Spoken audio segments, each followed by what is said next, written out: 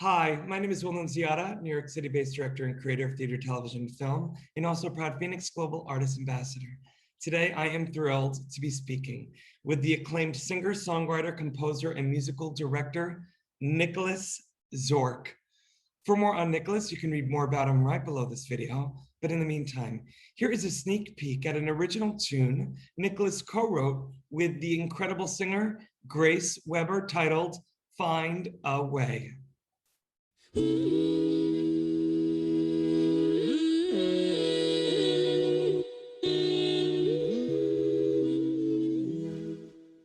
heart is as strong as it is fragile. Won't give up without a fight. Life has a million ways to break it. Fragments of glass and light. One day you'll wonder how you're going, and I won't have the words to say. I don't know how you keep on moving, but I know you're gonna find a way. Well, hello, Nicholas. How are you? I'm good. Nicholas, it is so nice to meet you, and I'm so excited that the audience just got a little sneak peek of your original song that you wrote for Grace Weber, Find a Way. But Nicholas, in addition to being a songwriter for other artists, you are a songwriter for yourself. You have amazing folk pop sensibility about you, in addition to also being a music director. And actually, you are in a place where you are a music director. Where are you coming from right now? This is at the Church of the Advent Hope. This is our building here behind us. It's a lot of space for New York City, so I use it whenever I can. Nicholas, I'm so jealous, and those acoustics must be perfect. Now listen, my friend, as a musical director, you have headlined Joe's Pub, the Apollo Cafe, Rockwood, but I want to lean into not only your musical directing, but something that you are a part of and the co-curator of, the Carnegie Hill Concerts series. Talk to me a little bit about this fantastic series that I've heard about for years. Yeah, so I co-curate the series with Pauline Kim Harris, who's an incredible violinist and artist, composer. We actually hold the concerts right here in this space. We wanted to create a space in Manhattan to feature new music by living composers, and to juxtapose performances of sort of often experimental new music with other genres, just to kind of celebrate the diversity of cultures in New York City, the diversity of musics that you can experience here. So we curate programs often with things that could be considered kind of contrasting styles, but I think that is really part of what makes this city so great. Well, speaking of doing so many things at once, you not only as curator of the Carnegie Hill Concert Series, and by the way, if people want more information on that, they can go right below this video to catch a link of that. I want to talk about the songs that you write for other artists and yourself, but first, other artists. You know, obviously the audience got a little sneak peek of your work with Grace Weber, but your song for Gil McKinney went #1 on iTunes Jazz and #8 on the Billboard Jazz charts. Talk to me a little bit about that song and how that collaboration all came about. Yeah, you know, I love writing for other artists, and what usually happens is that I actually will write with them, and that was certainly the case in this song with Gil, and there was a couple other writers on there, Jason Manns and Aaron Beaumont. I love writing with people. Grace and I wrote together, just because it's a real opportunity to kind of, well, get to know somebody. You know, I mean, every co-writing session that I've ever been part of, you know, we spend often as much time just kind of talking about our lives and what's important to us as writing the song, because that's the source material. And also it's just great to connect with another human being. And after this pandemic of being separated, I don't take for granted getting to be together and create with someone. But yeah, that song was, we were just kind of looking back. We were looking at all the ways in which we kind of fall out of touch with people. Quite frankly, we were reflecting on, you know, Facebook posts or other posts you'll see from people that you knew a long time ago, and you think, wow, that's really where they're at, huh?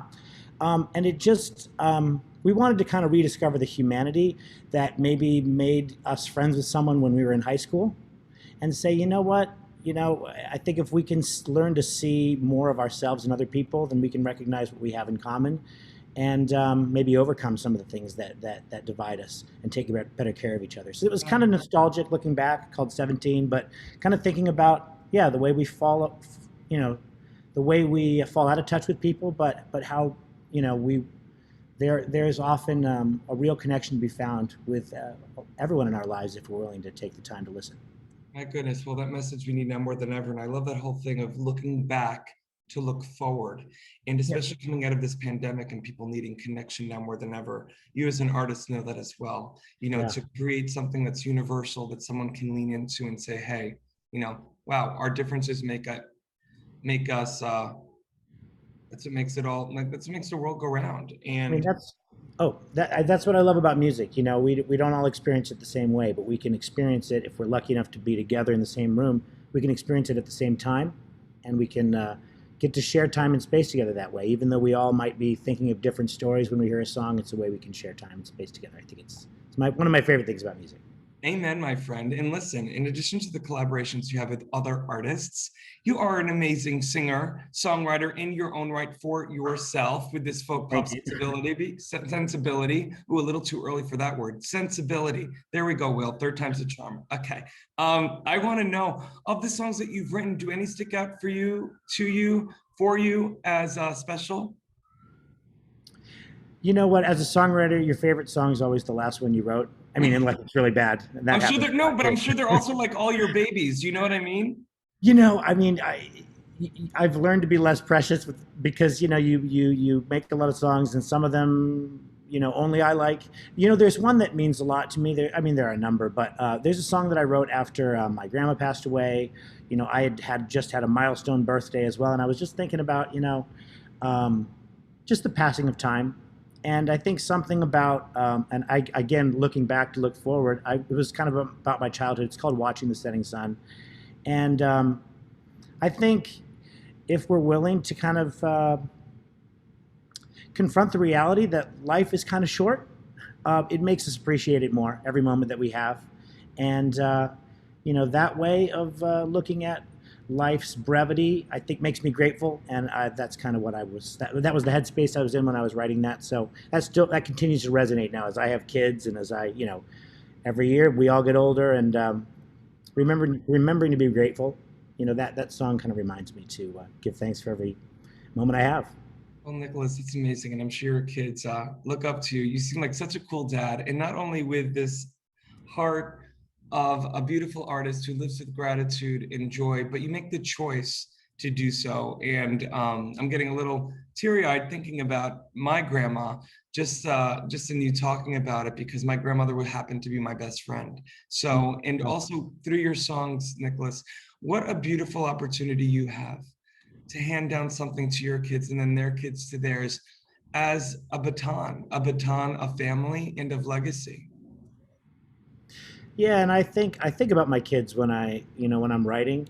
You never know if something's going to be heard by a bunch of people or not by very many people. But I always think, is this something true that even if, one day my kids are scrolling through Spotify or whatever people are using in the future, and they hear it, will they say, yeah, that sounds like my dad. That sounds like something that was honest for him. It's hard to do any better than telling the truth, and if we do that, I think that. Hopefully that's modeling something for my kids. I aspire to tell the truth. I don't know that I always get there, but yeah, because I know those who know me well will recognize whether it's from the heart or not, and I hope that they recognize that it is, or at least that I'm trying to make it so. Well, Nicholas, to quote my favorite quote by Maya Angelou, and you obviously live by this creed, whether you know the quote or not, people aren't going to remember what you did. They're going to remember how you made them feel. And you're talking to someone who just got to know you as an artist this past week and deep diving into your work. And I cannot wait to spread the word about you. And hopefully through this platform, you will be able to spread the word about yourself to thousands, if not potentially millions. And Nicholas, I'm so grateful to have had the opportunity to speak with you today. Yeah, this was great, Will. I really appreciate it. Yeah, thank you. In the digital age, artists and bands struggle to make a living. In fact, only a small number of artists can live off their craft. For the 98% of artists that don't have the luxury of being signed to a label, it's tough. But artists deserve to live off their art. Wherever you are around the world, appreciation of music does not change. FENIX brings bands and their fans together, whilst allowing bands to properly monetize their passion. The FENIX app will directly connect bands and fans with no need for middlemen. We're utilizing the blockchain to give the power back to the artist once and for all.